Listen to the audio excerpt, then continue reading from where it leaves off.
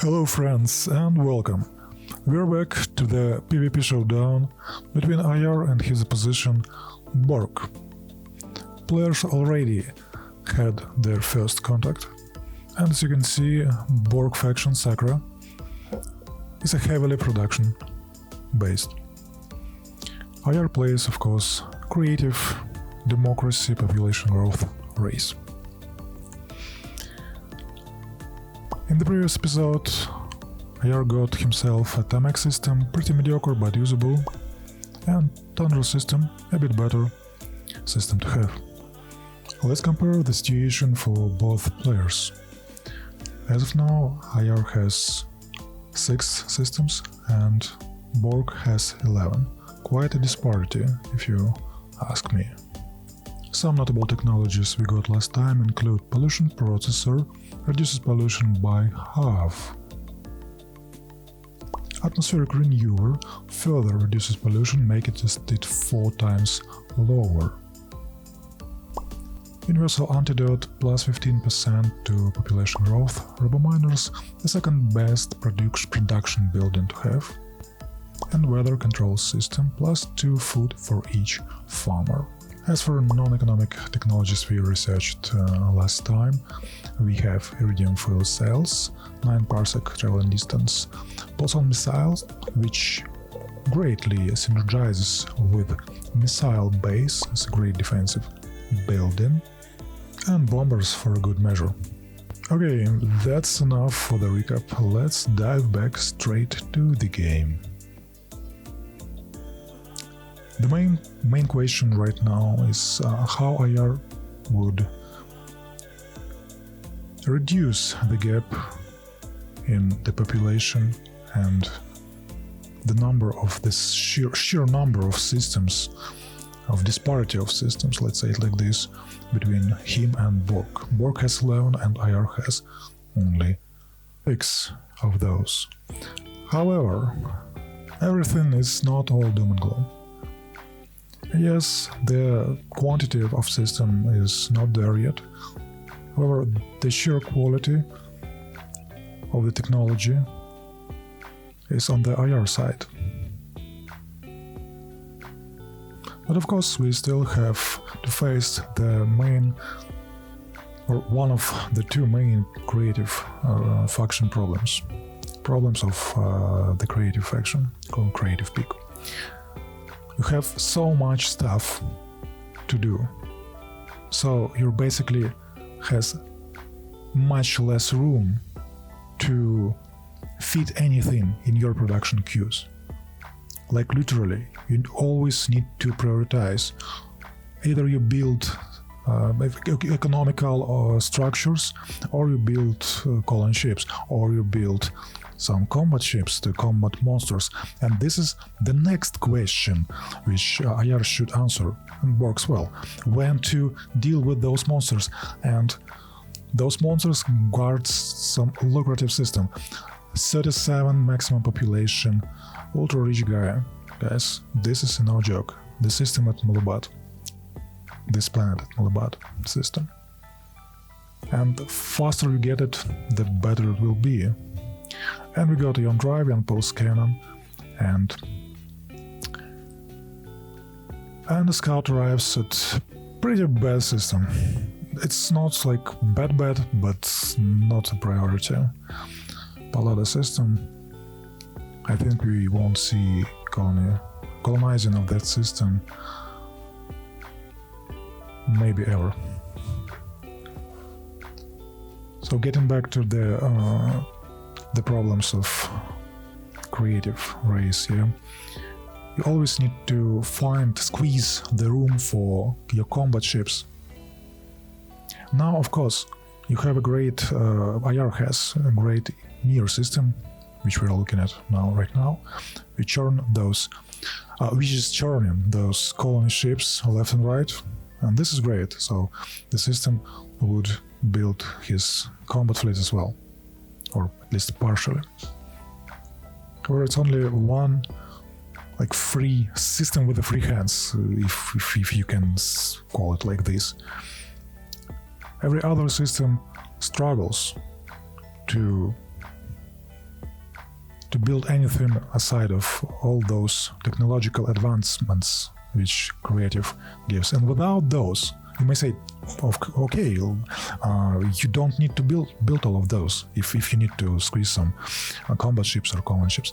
Yeah, but you losing, then you lose all your advantages which creative brings. Because when you choose creative, you do not choose other perks, economical perks, which you have even without all those buildings, all the structures, all those technologies creative brings. And Bork has all those benefits of all those additional perks. Economical perks, military perks, which always on, and you don't need to build anything. So you're kind of forced to always prioritization. To do prioritization. You understood me, of course. So, with the creative race. Okay, IR continues to scout, so main question in this episode would be when we should go for monsters. Will there be any additionally lucrative systems in the vicinity? Maybe we finally get some natives, yeah. And how quickly will Bork develop as well? Because now, when we're in contact, we can see his development as well. Will he get new systems? Will he send his scouts, etc.? Okay, Tamaki Prime continues to build up colony bases. Not the greatest system to have. I'd say a little bit above average. Prudently unassigning leader from a scout frigate just to not get clapped by some monster in those uncharted territories. We get additional scouting, and Miranda is again another poor system to have. And I'm pretty certain we won't see it colonized ever. Okay, so we get spaceport, great plus 50% improvement to our financial situation. It's not like IR struggles, but more money is always welcome, because money equals additional ways to increase production. You can buy things and they will be built in one turn instead of waiting when your poor guys with those pickaxes produce enough minerals or production to get those things built natural way. Of course, I'm joking right now, but it's a great way to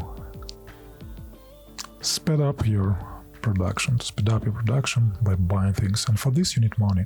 Of course, leaders cost money, maintenance cost money.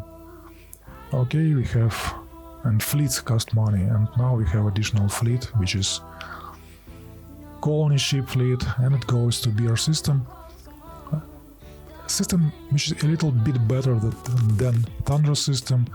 It has like 16 or 20 max pop rich planet there, which is pretty okay to have.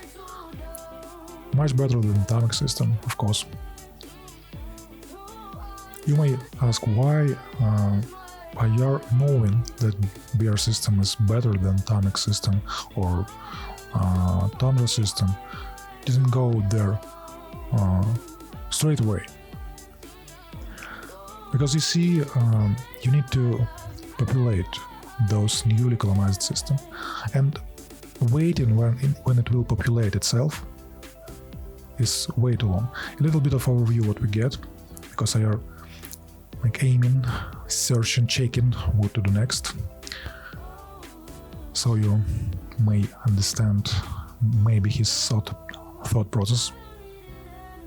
As of now, yeah, BR has reached 20 systems, planet, and it's the right call, of course, to go there, because you already have a half-developed Thunder system where some population resides, and you can freight your population from tundra to BR to quickly populate it.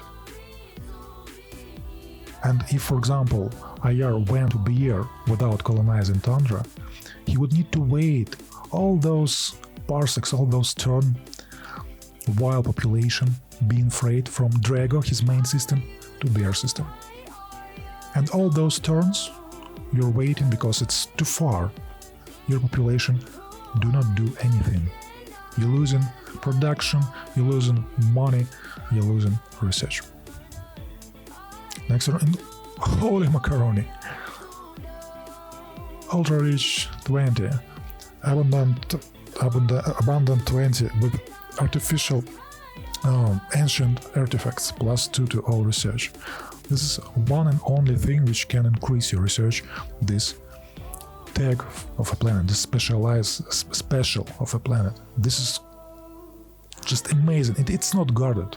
It's not guarded, guys. This is just mind-blowing, the system like this. However, of course, the opposition would have it as well. But for IR, this is a godsend. This is groundbreaking. Maybe because of this system, IR just now got himself a ticket to the win, or to the moon, whatever you want to call it. It's super great, and it's quite early in the game. If, for example, if he finds it when it's already 115th turn, it's not so impactful. But now it's like close to 90. Let's see when we switch to Galaxy map what turn it is. But at this stage, it's still relevant. So we see that he immediately directs from colon ship from near to this Atari system. Atari, it's like my childhood gaming console. So much memories. Please feel free to comment on this. Did you have Atari system in your childhood? Another poor system. Literally, everything is poor there. And another poor system. Oh man. Lucky and unlucky. We found Atari system, just one of the best systems you could get in these stages in the game. And we have two absolutely garbage systems. But that's okay. And yeah, we're colonizing BR system, choosing the rich planet to colonize first, of course. So it will be the main hub of production, which is going to build additional colony bases to quickly colonize other two planets, which is decent as well for farming or for research or for just storing population for any other, like transferring, for example, to Atari system, etc. Everything to maximize, to optimize the production and research and population growth, of course. As you may have noticed, we have 3 smiley and even 5 smiley masks on our planets or on IR's planets. This is an indicator of a morale. And it is pretty much means 10% for each of those masks to production, to farming, to research and to money generation on this planet. And of course, I'm pretty certain that you can agree that 50% to everything on the planet is huge. And by the way, unification, why I'm talking about this? Unification do not have any moral bonus, any. So, for the one hand, it's quite bad. IR getting all their effectiveness from the morale system, and unification gains the 0. However, it unties unification hands in the technological choice. Unification can choose their technologies which resides in the same fields as the moral technologies with something else. Of course, in this game it's not important, and let's break it a bit to see that we got attacked by a crystal. So the scout just got attacked, and another poor system and another great system which is guarded by crystal. So now we have two monster systems with an ultra-rich Gaia with a 37 population. However, this crystal system is way too forward, way too close to the opposition. I don't think that IR would dare, or it would be prudent to try to colonize the system. It's way too close, and I don't know is it even in scope of rules, because you cannot colonize systems closer than 6 parsecs and lower in the spawn of those 115 turns when there is a non-aggression agreement in place. So I feel it's more like great to know that crystal is there, and the opposition may try to colonize it, may try to engage it for colonization. Additionally, it gives us an information that we have the same planet at our side as well. It's in the upper mid section of a galaxy map, let's say it like this, from closer to us, the second star from the top. The knowledge is again always welcomed, and those decisions to just remove a leader from a scout to not get killed by some random monster paid off, because if that leader would still be in that frigate, scouting frigate, he would die, and we would lost him forever. A little bit of overview again what we have right now. I are eyeing the same star where crystal, or the same system where I think the same monster resides, judging the distances, understanding how long it would be to haul the population there, to freight population there. Will he need to colonize anything closer before going there? Should he go there with his combat fleet, like in nearest future? It all what he needs to decide in near future, pretty much. In this serial closest turns, because we already at 91st turn, and it's pretty deep. We are close to the mid game, where each turn would have even more weight. As of now, of course, we're going to Atari system, Ultra Rich Atari, and then maybe we would see some monster hunting. The monster hunting season would begin. I feel it should begin soon.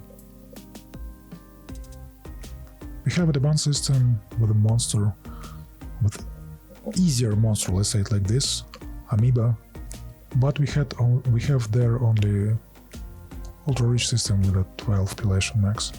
It's not that great.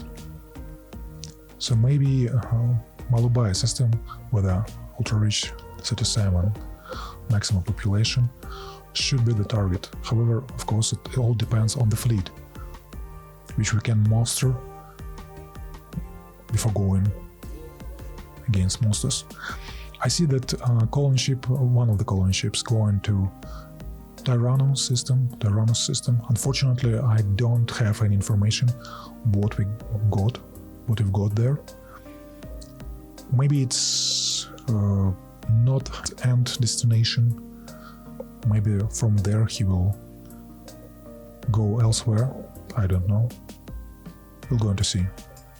Of course, it's all half-baked predictions, so I played enough games to know exactly what he needs to do right now.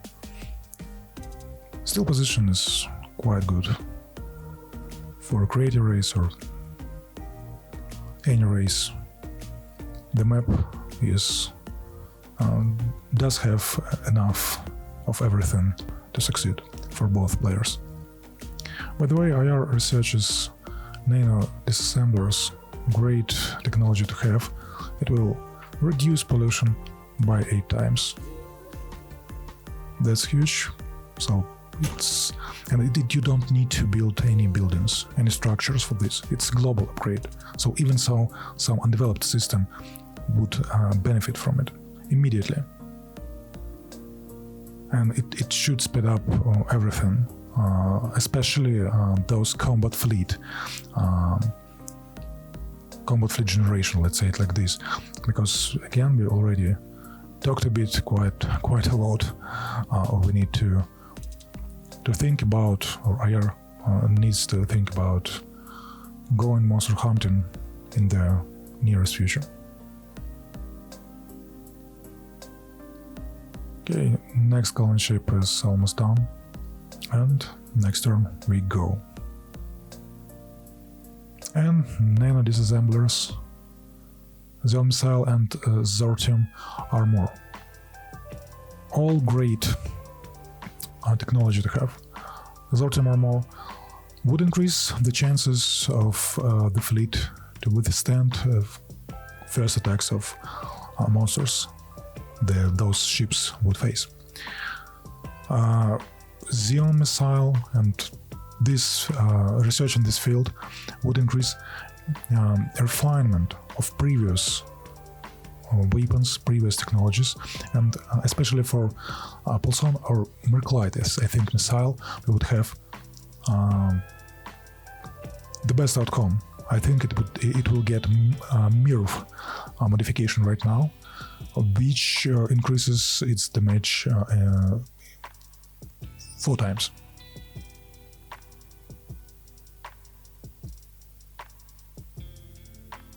And of course, nano disassemblers themselves, immediate upgrade to production across the empire. So let's see what IR wants to do with it, how he will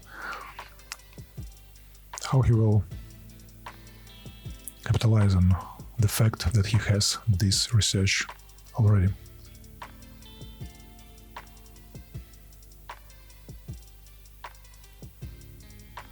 Okay, going to rehab system. I can say that the system is great. It's quite a mediocre system. However, he may want to reserve the place for himself.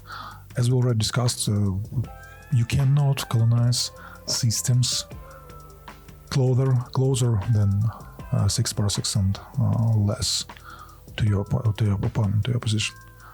So maybe because of this, IR wants that system, or maybe he really wants that crystal. And we have first combat design. How I know? Because it's Destroyer, the second whole class, and almost every time we get it as combat.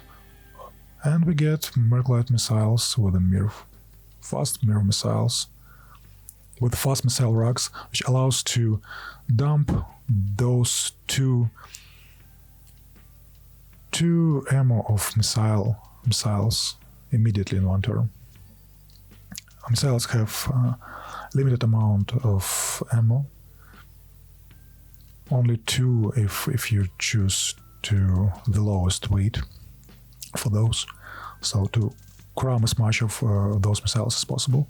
And with the fast missile racks, you just dump those 2 charges of those Merclite missiles immediately and can withdraw, saving or trying to save your fleet from devastating monster attack, which will ensue most probably, because missiles needs time to travel till they apply the damage to their targets. They don't do this immediately, and this is their main flaw, which allows you to work around it, because missiles are quite devastating. The damage is really great. But again, you can work around it, which is great and shows the balance of the game. And we got to the end of this episode, guys. As always, feel free to tune in to the next episode. All the links in the description. The next video from this series will be on your screen right about now. Feel free to join our Discord. Oh wait! The Bork started the monster season! Hey! Let's go! Let's go! This is the great cliffhanger, guys. So see you next time, and let's see if Bork actually succeeds with his first monster. See ya! Bye bye!